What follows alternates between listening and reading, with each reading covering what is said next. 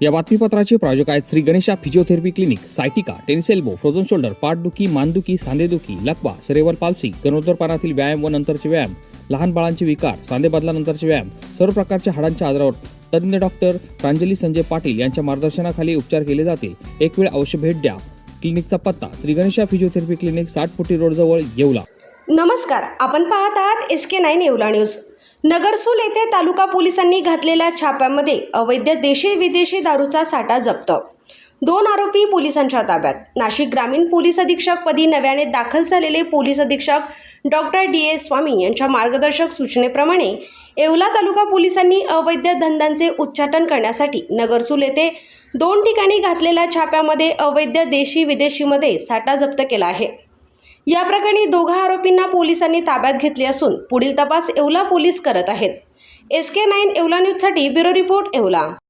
येवला तालुक्यात अवैध देशी विदेशी दारू विक्री होत होती, काय नेमकी माहिती आहे?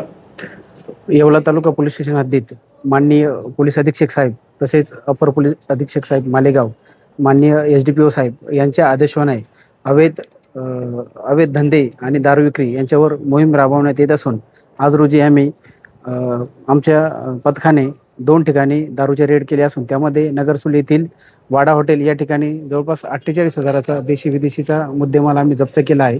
तसेच ममदापूर येथे देशी दारू जप्त केली असून जवळपास 11,000चा मुद्देमाल आणि 1 मोटरसायकल त्या ठिकाणी जप्त करण्यात आली आहे. यामध्ये टोटल दोन्ही कारवायांमध्ये आम्ही आज रोजी आमच्या पथकाने जवळपास 70,000च्या आसपास मुद्देमाल जप्त केला आहे. यापुढे आमची अवैध धंद्यावरती कारवाई अशीच चालू राहणार आहे. या बातमीपत्राचे प्रायोजक आहेत डॉक्टर साताळकर यांचा दातांचा दवाखाना, दंतरोग व मुखरोगावरील उपचार व निदानाचे एकमेव ठिकाण.